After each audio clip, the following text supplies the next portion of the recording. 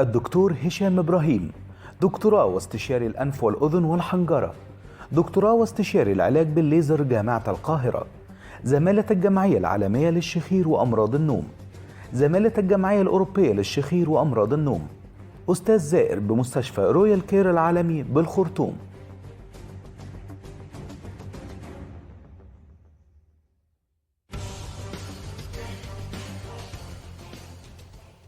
اهلا بكم. النهارده يوم مهم جدا وحلقه شديده الاهميه، وميزه الحلقه ديت انها حلقه انفراديه، يعني مفيش حوار في هذه المنطقه على مستوى يمكن كل العالم العربي، على مستوى كل الفضائيات العربيه، غير هنا في الناس الحلوه القاهره والناس. عنوان الحلقه مهم جدا جدا، هو الشخير طبعا، بس انا عايز احط عنوان من ناحيتي انا مهم قوي: قيمة الهواء، قيمة الأكسجين. يا جماعة، الناس اللي عندها مشاكل خاصة بدخول الهواء، مشاكل في الحاجز الأنفي، انسدادات في الحاجز الأنفي، التهابات في الحاجز الأنفي، تليفات حصلت بعد عملية في الحاجز الأنفي، اعوجاج بقى في الحاجز الأنفي، ما بيدخلش الهواء كويس.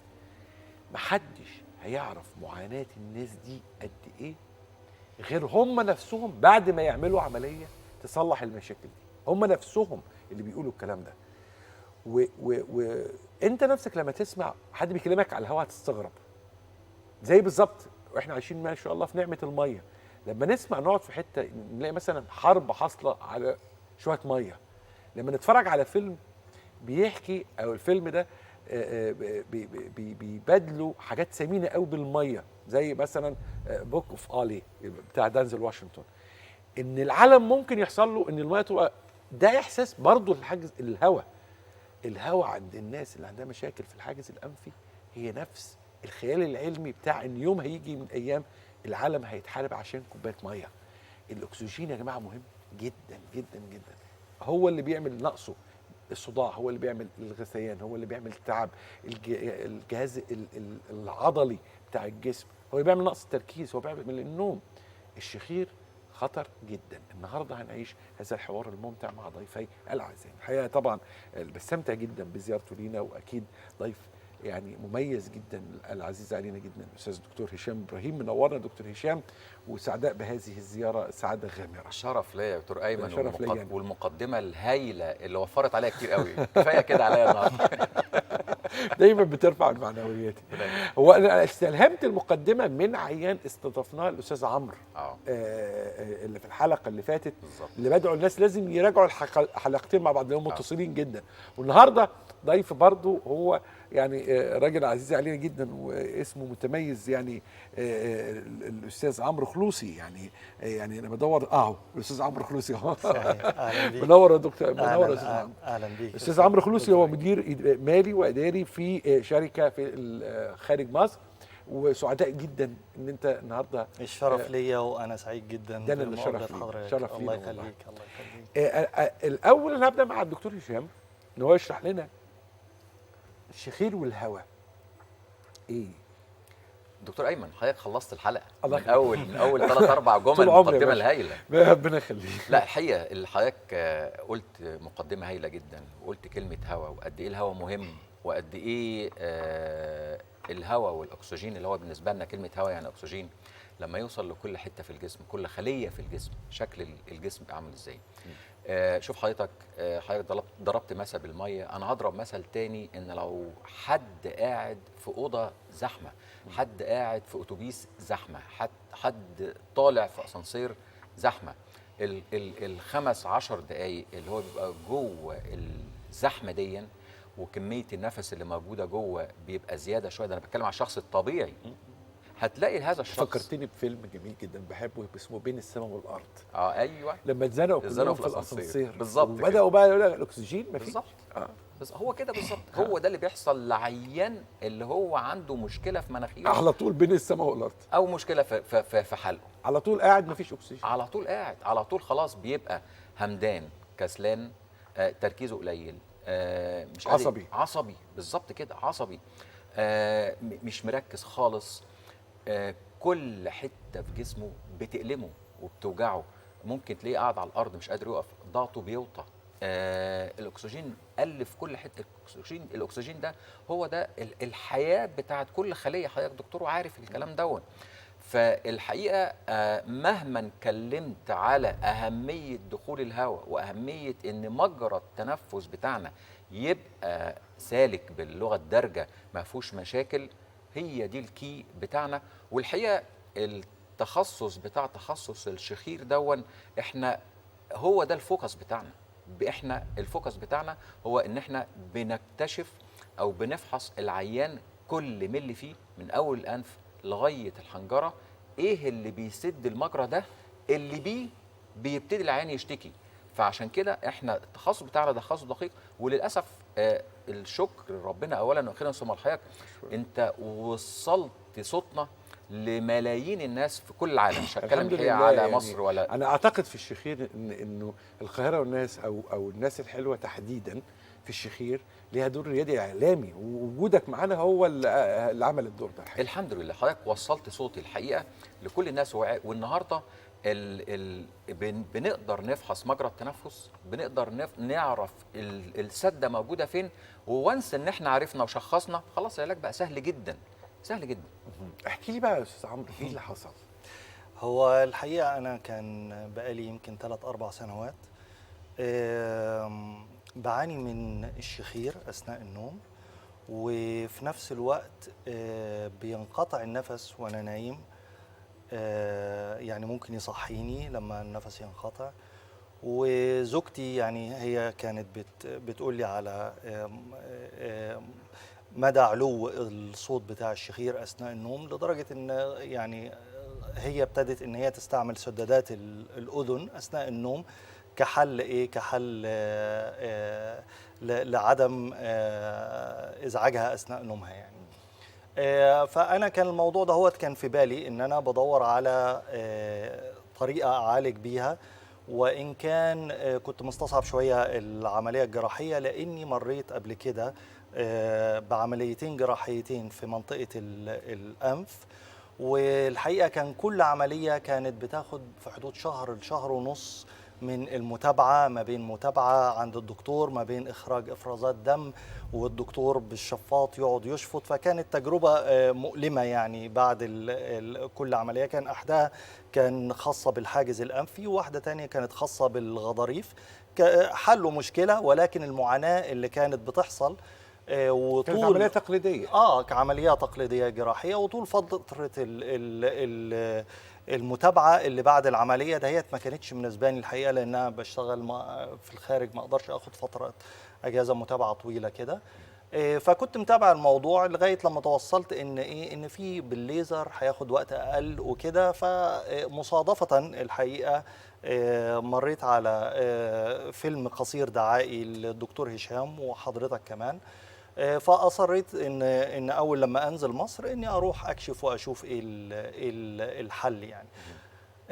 رحت عند دكتور هشام، كشف عليا. والحقيقة كان عندي كمان واحد صديقي عنده مشاكل أكتر مني في موضوع التنفس، فاقنعته إن احنا نروح سوا.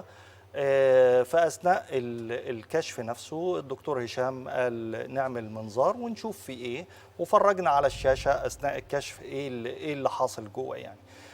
فالحقيقة المنظار أظهر أنه أحد العمليات اللي أنا عملتها من الاثنين السابقين ما كانش فيه متابعة كويسة بعديها، فحصل مكان الجرح وجرح في الجنب ده والجنب ده، أن الجرحين لزقوا في بعض فعملوا التصاق، خلاص أصبح جزء ثابت يعني. وطبعا الشخير كان شغال لغاية لما رحت. وطبعا الشخير ده يومي يعني. يعني حتى بعد العمليات ما تحسنش الشخير. ما تحسنش الشخير. فلما شفنا او انا يعني شخصيا شفت موضوع الالتصاقات الداخليه والارتخاء اللي في سقف الحلق اللي مسبب الاساسي للشخير وكده. دي الالتصاقات ده صحيح، ده صحيح. دي اللي كان التصاقات الشكل اللي على المنظار خدناه من عند الدكتور هشام، هو ده الشكل اللي كان في نفس القعده. فالحقيقه يعني الموضوع اخذ 5 دقائق ان انا اقتنع انه لازم احل الموضوع ده. وكان صديقي عنده مشاكل اكتر من اللي عندي لانها عامل عمليتين قبل كده، هو ما كانش عامل اي عمليات قبل كده. فخلال 5 دقائق الحقيقه اتخذنا قرار ان احنا نعمل العمليه، والدكتور هشام شاكرا قدر ظروف سفري وكده فحدد لي ميعاد سريع. قال لي بس يعني احنا في شهر رمضان، خليه الميعاد بتاعك ليله العيد. واتفقنا ان احنا ليله العيد بالفعل رحت هناك. عملت العمليه كانت الساعه 10 مساء.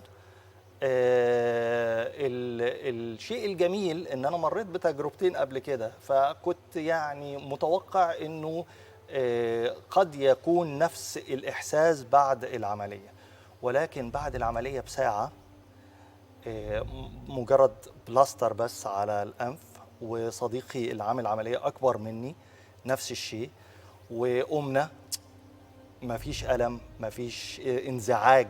يعني كان بيبقى انزعاج الخياطه اللي جوه دي انا مجربها مرتين قبل كده. لدرجه ان احنا وقفنا قدام غرفه العمليات وخدنا صورنا نفسينا يعني كتذكار، يعني ان هو مربط انفه وانا نفس الشيء. ده بعد العمليه بساعه.